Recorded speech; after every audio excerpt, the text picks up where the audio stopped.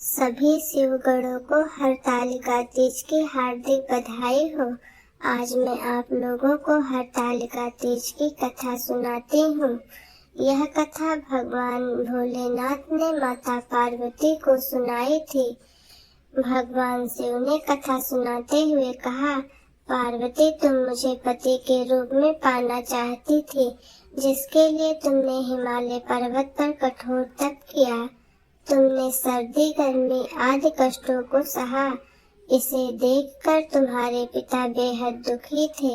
एक बार भगवान विष्णु के कहने पर देवर्षि नारद तुम्हारे घर गए और उन्होंने तुम्हारे पिता से कहा, विष्णु भगवान आपकी पुत्री से विवाह करना चाहते हैं, आपकी क्या राय है।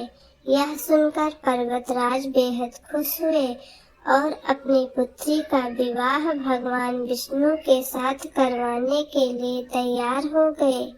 यह बात नारद जी ने भगवान विष्णु से कहा, लेकिन जब तुम्हें पता चली तो दुखी हो गई, क्योंकि तुमने मेरे लिए घोर तप किया था और तुम मन ही मन मुझे अपना पति मान चुकी थी।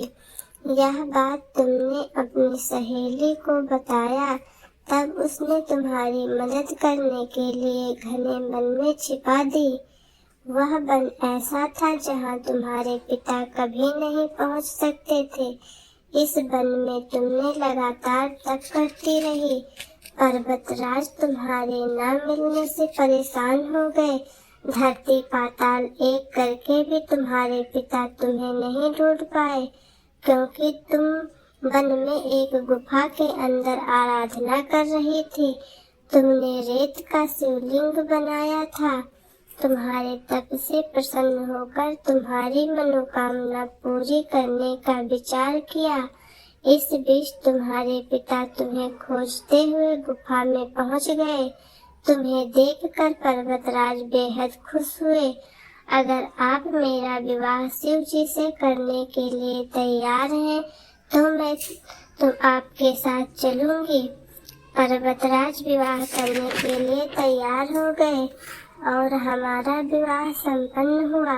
हे पार्वती, जिस प्रकार तुमने ये कठोर व्रत किया और हमारा विवाह संपन्न हुआ, उसी तरह यदि कोई स्त्री इस हरियाली तीज को पूरी श्रद्धा और निष्ठा से करेगी तो मैं उसे मनवांछित फल प्रदान करूंगा। हे भगवान, इस कहानी को सुनने वाले पर कृपा करिएगा। जय भोलेनाथ, जय माता पार्वती।